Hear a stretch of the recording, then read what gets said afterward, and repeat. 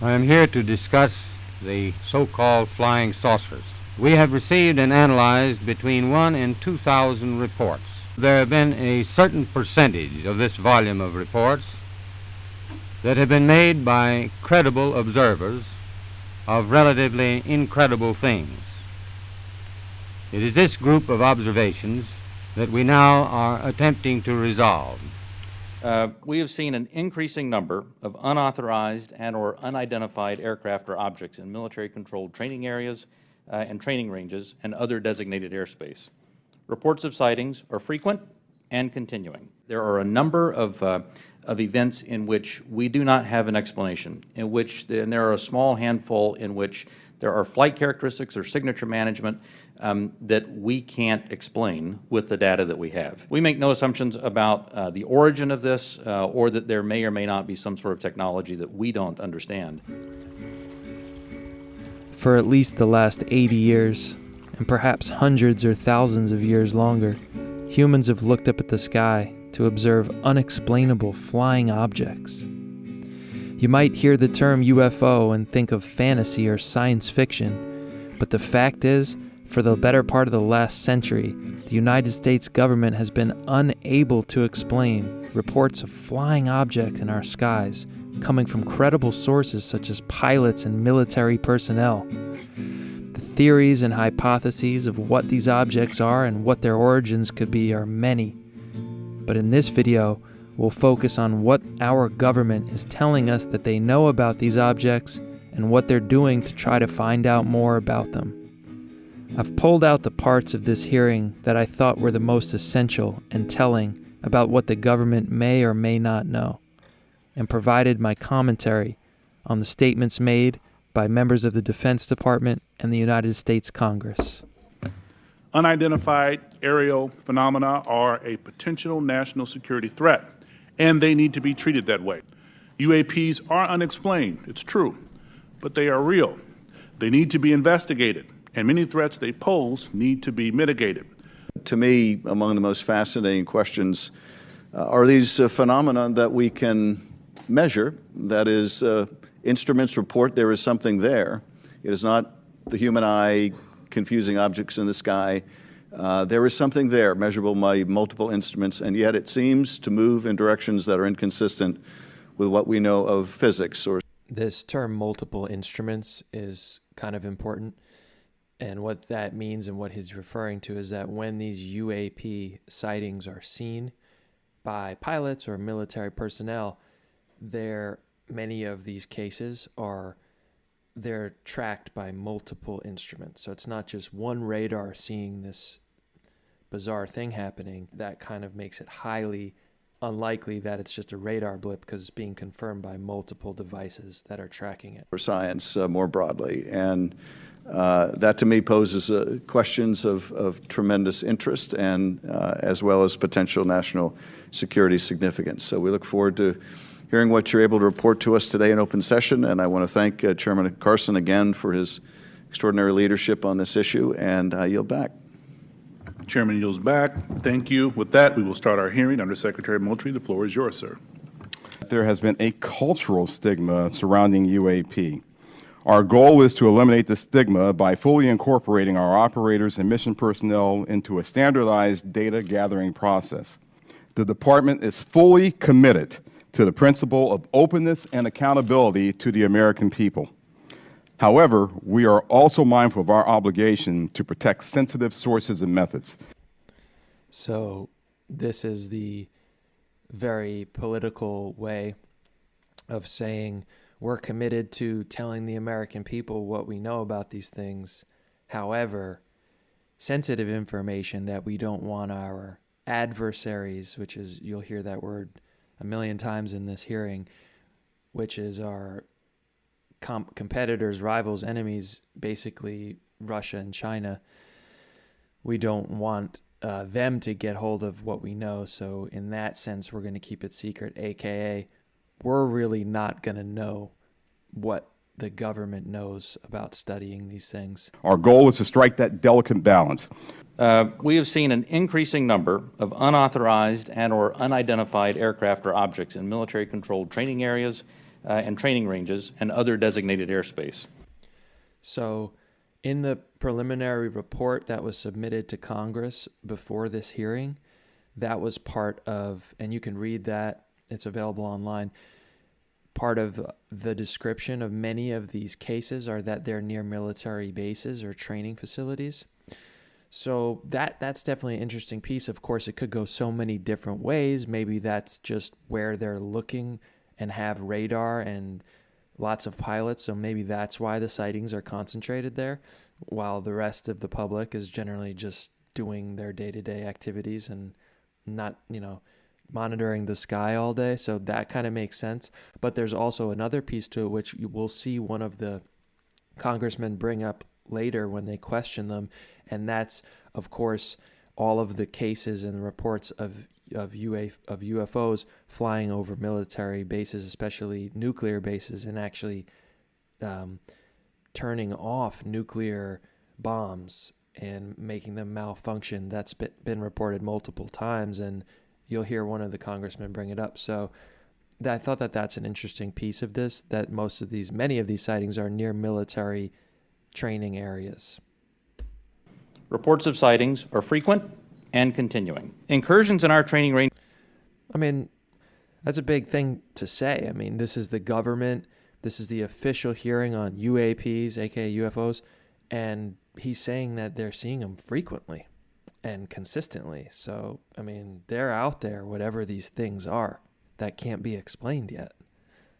Ranges by unidentified objects represent serious hazards to safety of flight. Let me share with you the first video that we have here today, which shows an observation in real time.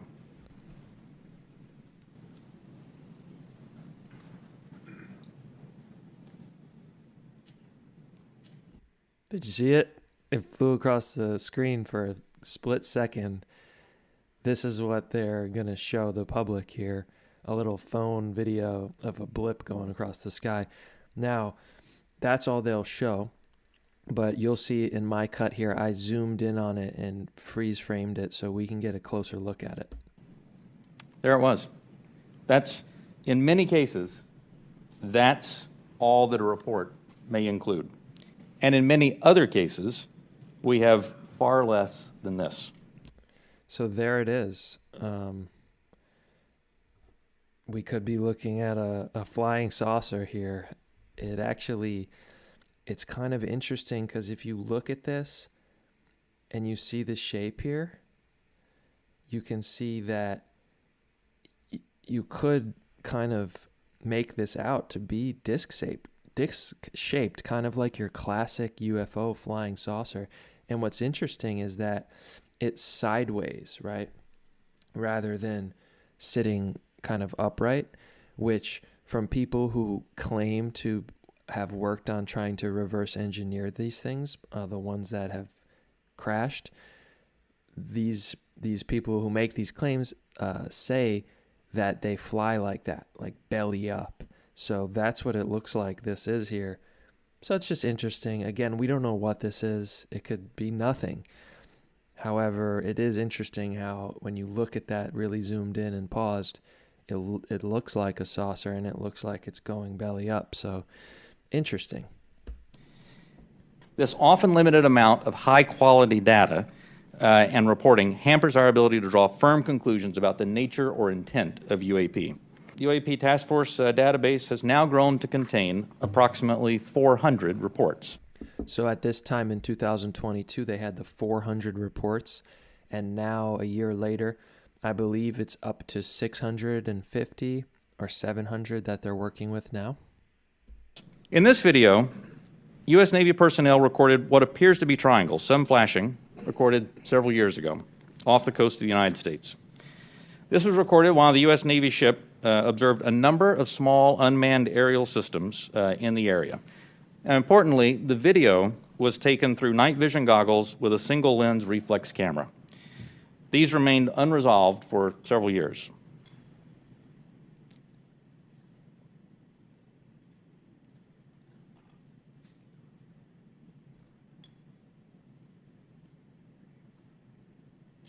So that video remained unresolved for several years, which I think is important to note.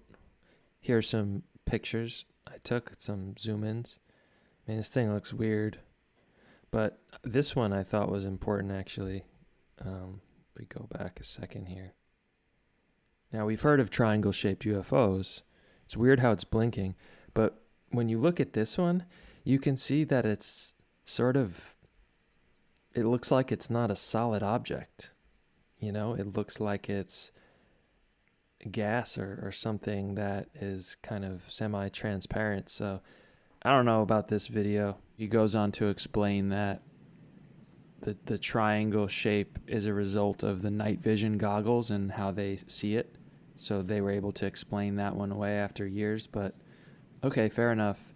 But it seems a little weird that Several years later, that it would take years to figure out, oh, that's just a reflection through the night vision goggles. Like, we've been using these things for like 50 years.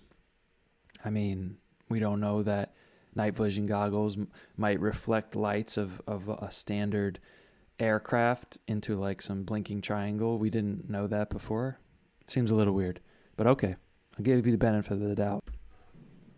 and off a different coast, U.S. Navy personnel, again, in a swarm of unmanned aerial systems, and again through night vision goggles and an SLR camera, recorded this image. But this time, other U.S. Navy assets also observed unmanned aerial systems nearby. And we're now reasonably confident that these triangles correlate to unmanned aerial systems in the area. The language is very, very wisely used here. He says, we are now reasonably confident.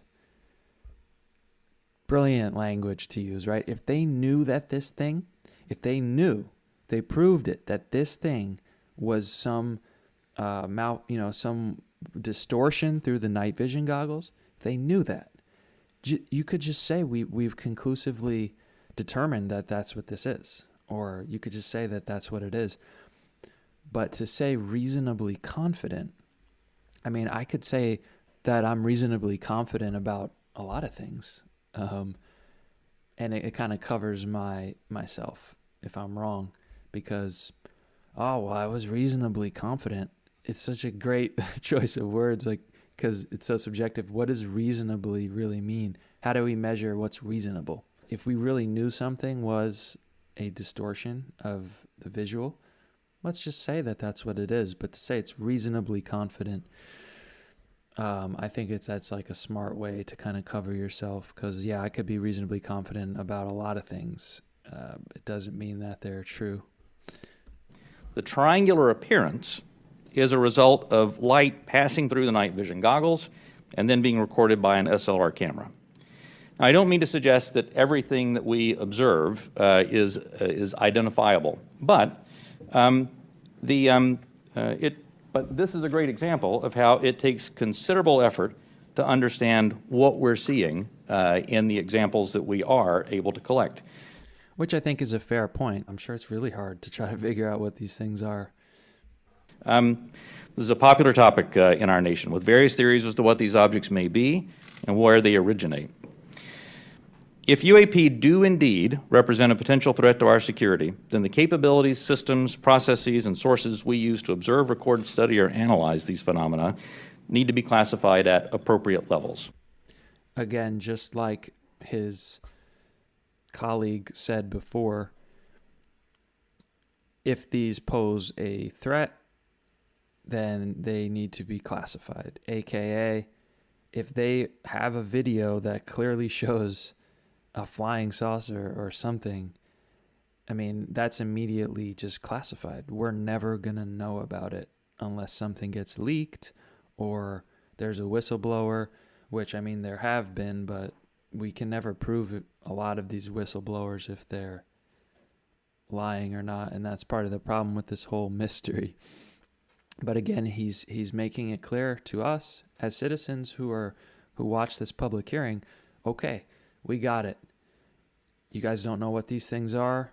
You're trying to figure it out. If you figure out that there's something that is, legit, it's going to be classified. So we're not going to really be told about it anyway. We do not want potential adversaries to know exactly what we're able to see or understand, or how we come to the conclusions we make. Right. So this is basically what he's saying, is that even that the U.S. Military's ability to detect these things and whatever methods they use to try to detect them and whatever else they might try to do with these phenomena, they don't want adversaries to be able to know what kind of methods we're using or how we're able to figure things out. So, AKA, we have to keep this as secret as possible. Otherwise, our adversaries are gonna, they're gonna learn more about our intelligence gathering. Therefore, public disclosures must be carefully considered on a case-by-case basis. Now, I did think that this part was interesting because this guy has been talking the whole time and he hasn't stuttered. He hasn't fumbled any words. And I don't know, of course, I'm not any kind of speech or psychological expert at all, but I think it's something to note just observing this thing objectively is the first time he fumbles his words are when he says public disclosure. Is that a sign of nervousness? Is that something? Is that, but let's watch it one more time. And sources we use to observe, record, study, or analyze these phenomena need to be classified at appropriate levels. We do not want potential adversaries to know exactly what we're able to see or understand, or how we come to the conclusions we make. Therefore, public disclosures must be carefully considered on a case-by-case basis. For now, bringing in data, analyzing that data, and reporting that data in the appropriate method and appropriate means so we can either get it to our service personnel to ensure their safety, or get it to you and the Congress and to the public to ensure that you have oversight to what we're doing. So it's something that we're doing that has not been done before. Can we get some kinds of assurances that your analysts will follow the facts where they lead and assess all hypotheses? Absolutely. So we're open to me, he's asking that question to be like, are you going to see if these things are aliens? all hypotheses. We're open to any conclusions that we may encounter. I find his demeanor during this a bit telling.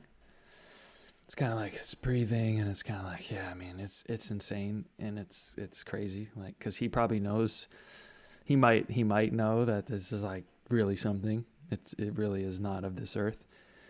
So, and hey, to his credit, he's saying we're willing to entertain all hypotheses and any conclusions that these might lead us to, as he sighs.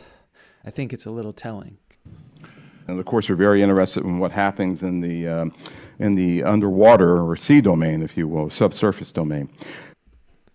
That I found that part personally very interesting because he kind of smirks as he's talking about how the Pentagon is very interested in underwater surveillance and underwater, what's happening under the seas. And of course, there's a lot of rumor and legend about things. UFO sightings have been reported as being seen going underwater. The deep ocean is the least explored space in our planet. And in theory, there could be bases down there. There could be, who knows what. Plus, you have things like the inner Earth theory, so where there may be underground entrances into sort of some type of bases underground. I mean, we already know that there's a lot of deep underground military bases that we know about. So maybe there's deep ocean bases, and I just found it interesting. As I sat through this 2-hour hearing and I'm just looking for those moments. I mean, that one just jumped out to me. He's kind of smirking, and to me it's almost like, yeah, again, that same time as the last thing he said, which is like, that's just crazy, the kind of things that we see and what the hell's happening under the oceans and the subsurface domain.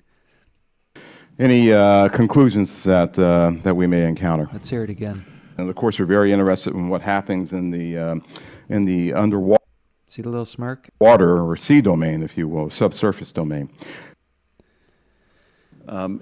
So we get a little break, and then we're going to change gears a little bit. Then the Congress people are going to ask these two gentlemen questions now.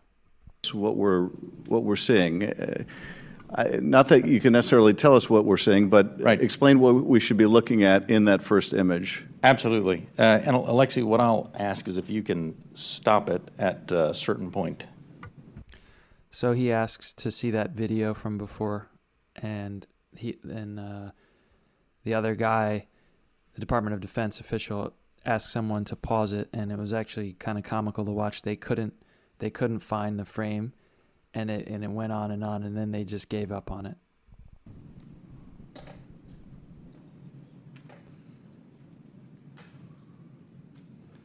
Yeah, they tried to like stop it a bunch of times.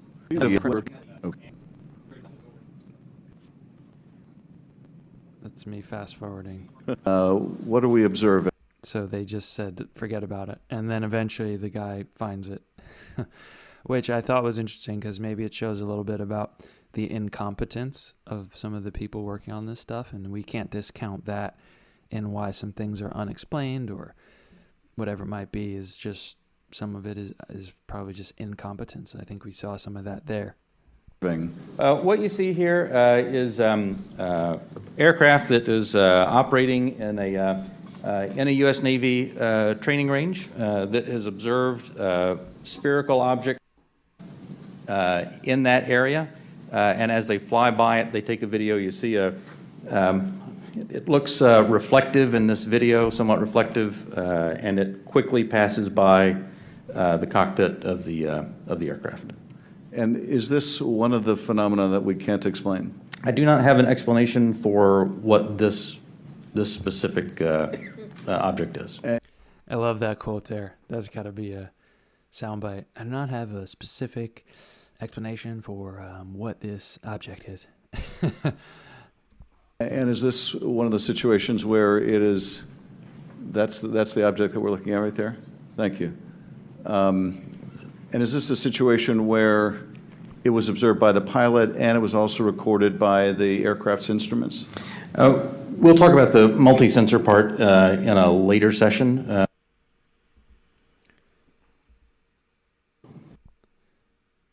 Interesting little blip here.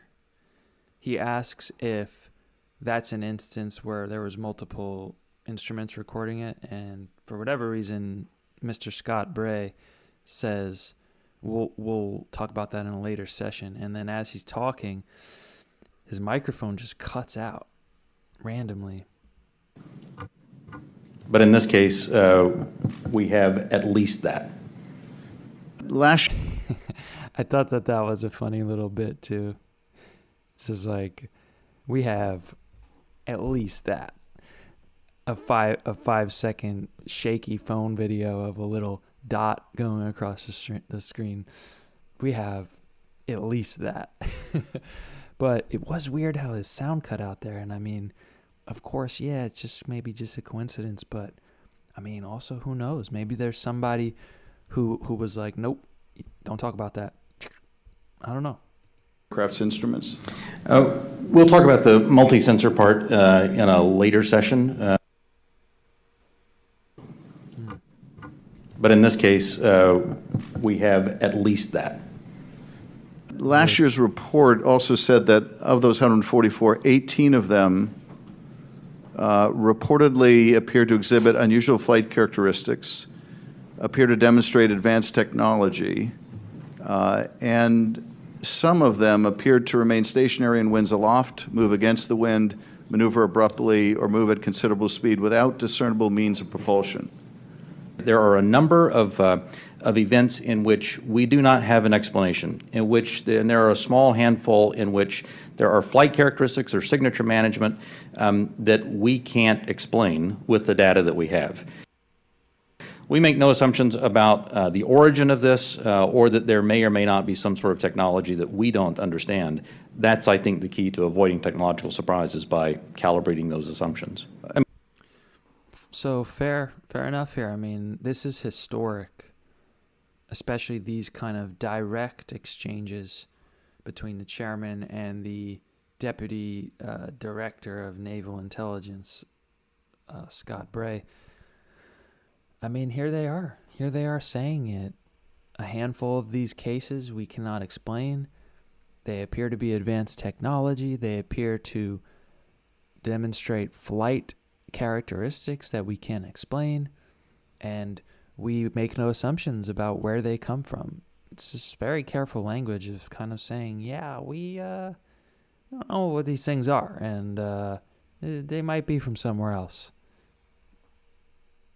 I mean, it's clear that the majority, well, it's clear that many of the observations we have are physical objects. There is not. Now, that was a very good question that someone asked, which was, are these objects physical?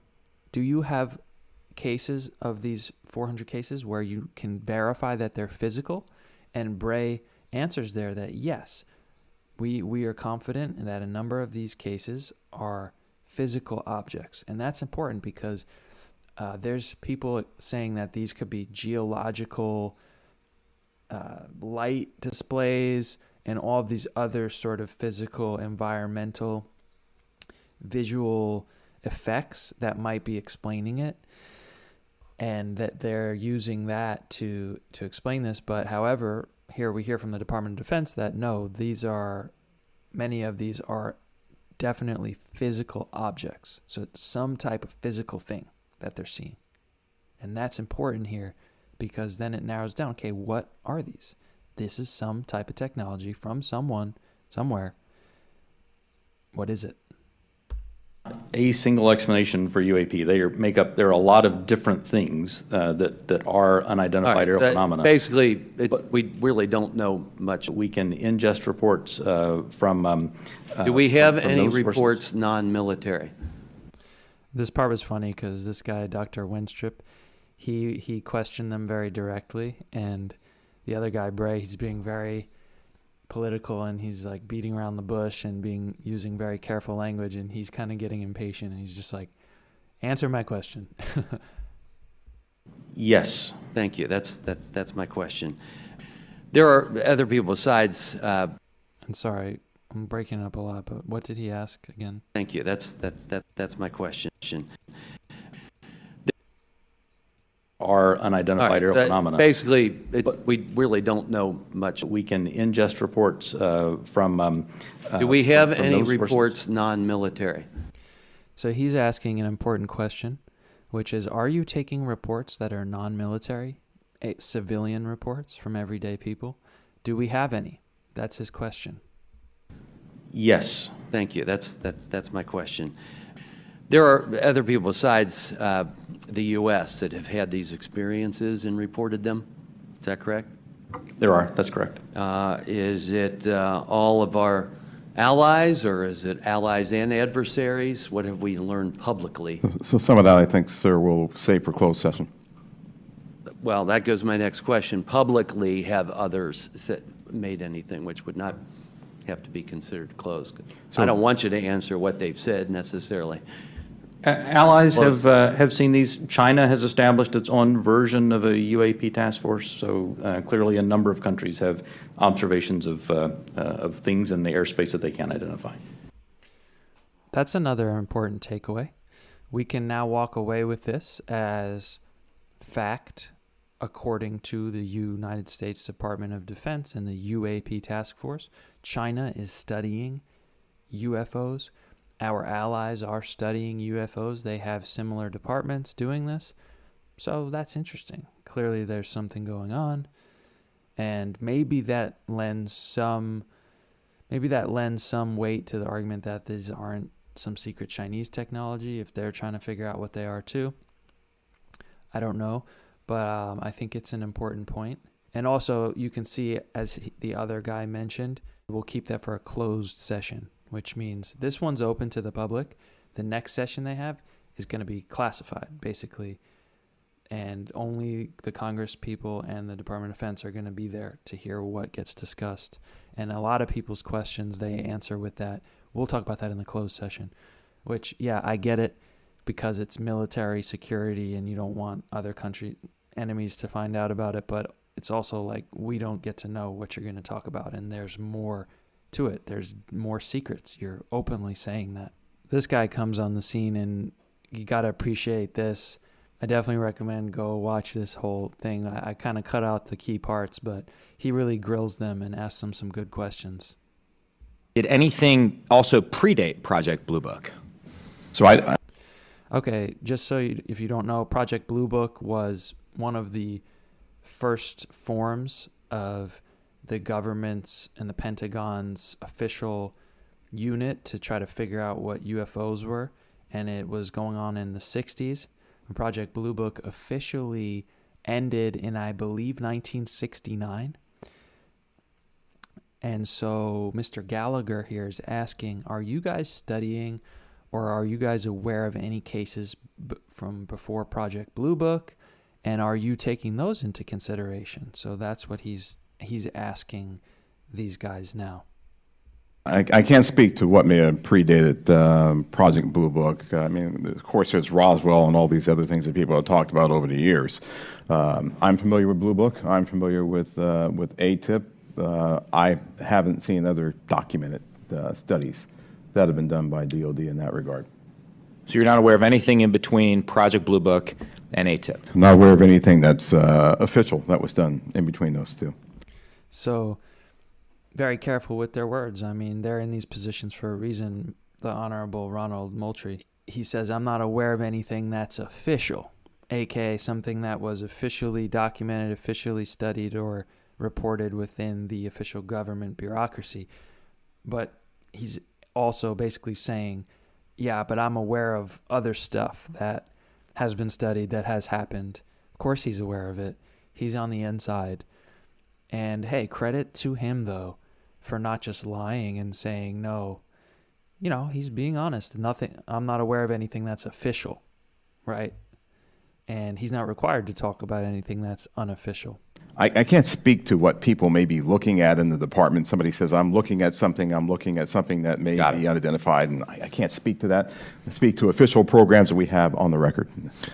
It's also been reported that there have been UAP observed and interacting with and flying over sensitive military facilities, particularly, and not just ranges, but some facilities housing our strategic nuclear forces. One such incident allegedly occurred at Malmstrom Air Force Base, in which 10 of our nuclear ICBMs were rendered inoperable. At the same time, a glowing red orb was observed overhead. I'm not commenting on the accuracy of this. I'm simply asking you whether you're aware of it and whether you have any comment on the accuracy of that report. Let me pass that to Mr. Bray. You've been looking at UAPs over the last 3 years. That data is not within the holdings of the UAP task force.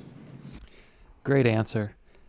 The congressman is asking him if he's aware of what's one of the high-profile cases of UAPs, UFOs, flying over nuclear bases and basically turning off the nuclear missiles. And there's been a number of these. This one he's reporting about is a higher-profile one where a bunch of official military personnel reported this happening.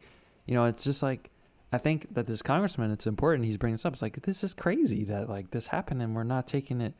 You know, it's just like put under the rug, or it's like stuffed away somewhere and dealt with in a clandestine way. Great answer, though, by Bray.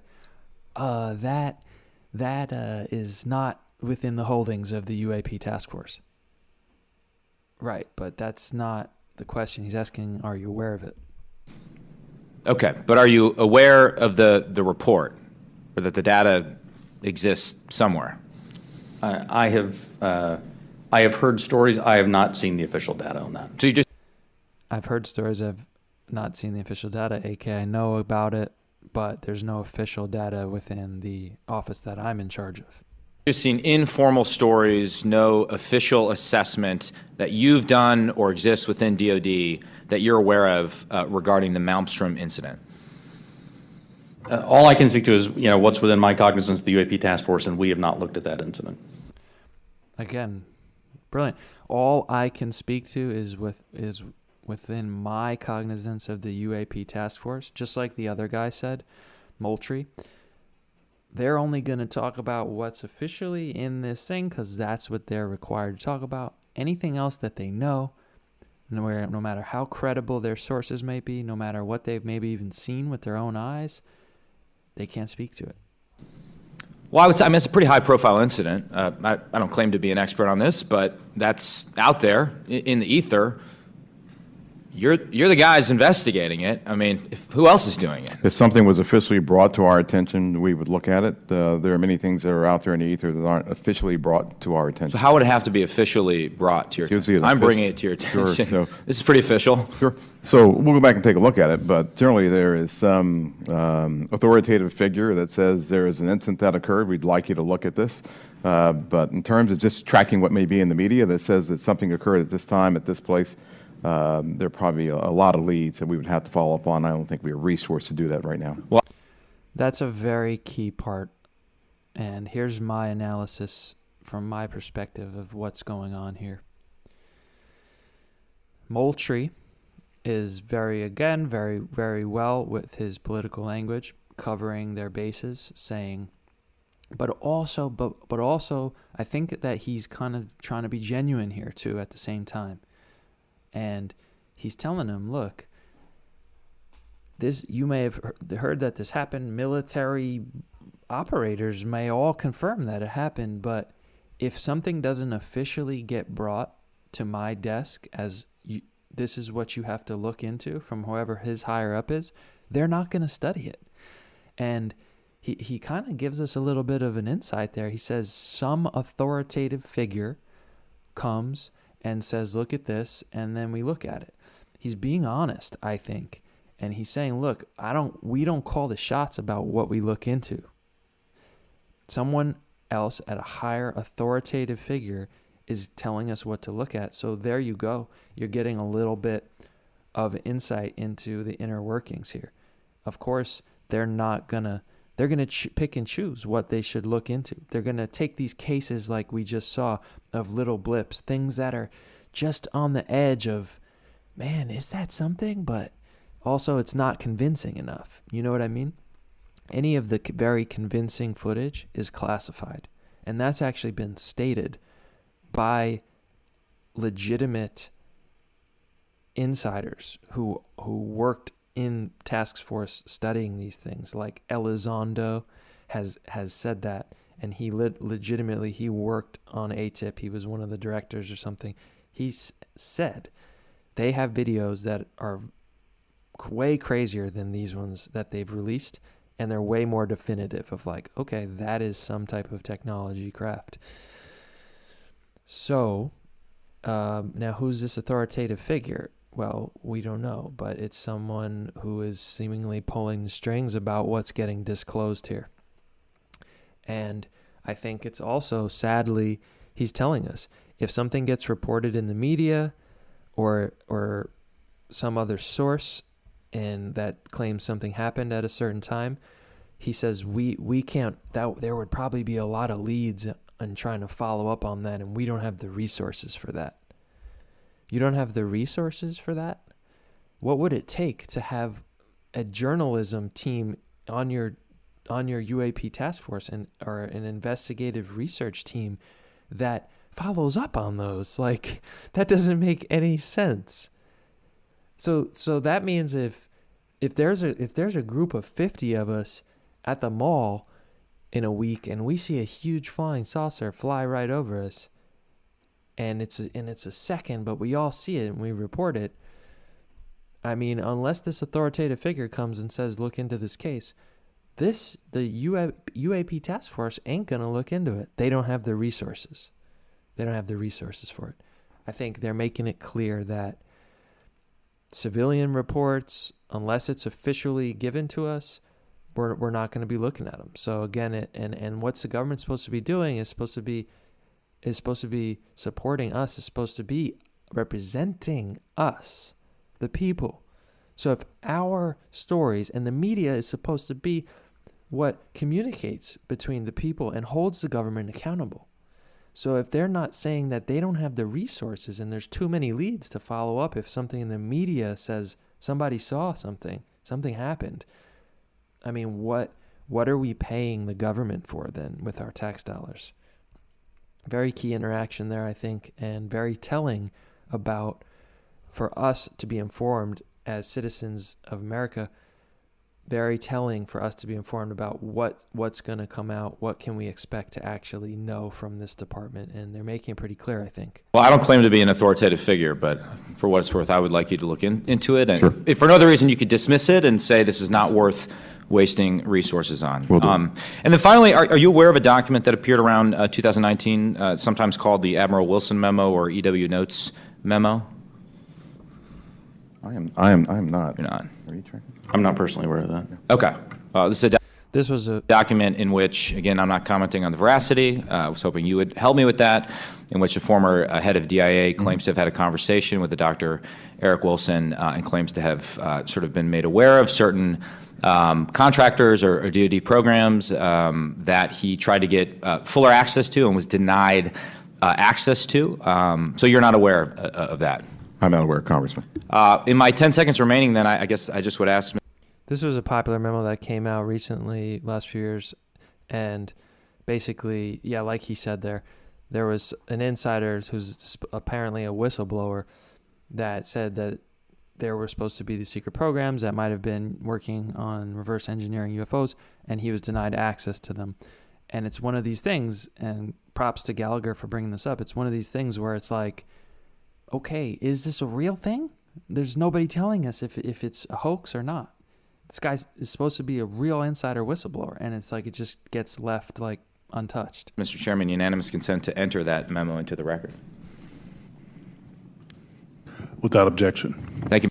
And props to Mr. Carson and Gallagher. They're going to enter that memo, which it's to the public. We don't know if it's real or not. It's going to enter it into the record. Thank you, Mr. Chairman. Appreciate it. We have not had a collision. We've had at least 11 near misses, though. And have we attempted to communicate with those objects? No. You had to think about that one. And I assume we've never discharged any armaments against a UAP, correct? That's correct. Do we have any sensors underwater to detect on submerged UAPs? Anything that is in the ocean or in the seas? So I think that would be more appropriately addressed in closed session, sir. Okay. They're going to talk about it in the secret session. Okay. The ones where you say most of them represent physical objects, can you say that they are definitely, like with 100% certainty, that they are physical objects? I can say with certainty that a number of these are physical objects. But Great. That's a great piece of information for us to go off of, to respond to anybody who wants to debunk this as these are some type of geological phenomenon, which I've heard that one already. Here you have it from the horse's mouth. A number of these unexplainable cases are definitely physical objects. if it comes to just, open source reports or someone says that they saw something, that generally does not make it into our data. Again, that congressman asked the same question that a lot of people have been asking. Do you take in civilian reports? And what's the answer? No. If it doesn't get brought to us, no. So just taking that a step further, so that misinformation, false narratives, manufactured, so what are the consequences? Are there legal consequences? Are there examples that you can give us where people have been held accountable by this misinformation or disinformation? I can't give you, any examples where somebody's been legally held liable for putting something out there, but... Well, I guess what's the deterrent from people engaging in this activity? I don't know. I don't have that answer. That's something that, welcome the dialogue with Congress to talk about that with the members who, help legislate those laws to say what should be the legal ramifications that we could use to potentially hold individuals accountable, whether it be citizens or information that might be injected into our media by other forces or other countries, if you will. No one knows whether there's extraterrestrial life. It's a big universe, and it would be pretty presumptuous to have a hard and fast conclusion. And then if there is, it's not beyond the realm of possibility that there is some exploration coming here. And that underlies a lot of the reports you get. I think Mr. LaHood was asking about that. People think there must be extraterrestrial life, and it's not at all beyond the pale that there would be a visit here. On the other hand, as the DoD, you have the responsibility to make sure that our national security is protected, and that if there are surveillance drones or active drones that can disable our systems, that has to be analyzed, has to be stopped. So how do you divide how do you separate your responsibilities where you get all these reports from folks who maybe in good faith, maybe not, believe that you should be investigating every possible report of a extraterrestrial incident? I'll start with you, Mr. Moultrie. So there are elements in our government that are engaged in looking for life in other places, and they have been doing that for decades. Our goal is not to potentially cover up something if we were to find something. It's to understand what may be out there, but then to work with organizations as appropriate, if it's a weather phenomenology with NOAA, if it's a potential for extraterrestrial life or an indication of extraterrestrial life with someone like NASA. So So you're saying your goal is not to cover something up, but you have stated before that everything will be kept classified that is seen as sensitive. And certainly, if you were able to discover extraterrestrial craft or beings, certainly that would be something you wouldn't want the adversaries to know. So in essence, you would cover it up. There has been cover-ups that have been documented and 100% fact at this point. Roswell was a cover-up that was admitted in the 1998 Air Force report. Transparency actually is very important. Completely. What I will commit to is, at least for that material that's under my authority as the Deputy Director of Naval Intelligence, for information that we have when it does not involve sources and methods, and when we can, with a reasonable degree of confidence, determine that it does not pose a foreign intelligence or national security threat. So, again, this guy's language, he's like a master at covering his ass on everything and beating around the bush. That congressman was asking, transparency is important, right? How do we know you're going to be transparent? And he says, here's what I can commit to. As director of this one official group that's on the spotlight of studying this thing, anything that does not involve sources and methods, what he means is anything where we don't have to use advanced techniques of trying to figure out what these are that we wouldn't want our adversaries to know about, which if we logically deduce that, that's going to be probably almost all of them. You haven't been able to explain them yet. So of course you're going to use sources and methods. Your sources and methods that are secret that you don't want the adversaries to know about are not even enough to explain these things. Whoa, that's actually a flying saucer. That's going to be sensitive. You're not going to want our adversaries to know what we know about it and how we know about it. So what are you going to tell us? Thanks, Mr. Bray. Thank you for committing to that. We see you're going to show us phone videos of a dot going across the screen. Okay. And it's within my authority to do so. I commit to declassify. And the covers is based in the last sense. If it's my authority, aka if someone above him goes, no, you can't release that. That's the end of that. So what are these people doing for us? Look, I mean, they might be great people. I'm sure that they're good people. They're in a really tough position. But look, our government is not doing what it's supposed to do for us. That. So I believe very much in the transparency of this, and we work very hard to balance that with our national security needs. Do we have an example? Can you cite a specific example of an object that can't be explained as having been human-made or natural? I mean, the example that I would say that is still unresolved, that I think everyone understands quite well, is the 2004 incident from Nimitz. We have data on that, and it simply remains unresolved. Does not mean it resolves to being something, right, that is easily explainable or difficult, or well, obviously it resolves to being something that is difficult to explain. Mm-hmm. But I can't point to something that definitively was not man-made, but I can point to a number of examples in which remain unresolved. Okay. Great question. Fair answer. And if you don't know, the Nimitz incident he's referring to is the incident where Commander Fravor, David Fravor, reported to seeing this thing with his own eyes, and it was a tic-tac shaped UFO. You can look that up. You can watch him talk about it. He was interviewed on several different media outlets and podcasts, and he's come out and said it. And he's a legitimate, high-ranking Air Force or Navy pilot, Fravor, Commander Fravor. And yeah, so see, my follow-up question there would have been, do you know that tic-tac was physical? Because I hear a lot of people trying to say that it was like maybe some type of holographic, or it could be a number of things that not a physical object. So I would have asked that, but let's see where it goes. Gotcha. In a small number of cases, military aircraft systems processed radio frequency energy associated with UAP sightings. We suspect that this was some form of aircraft in which there were radio transmissions.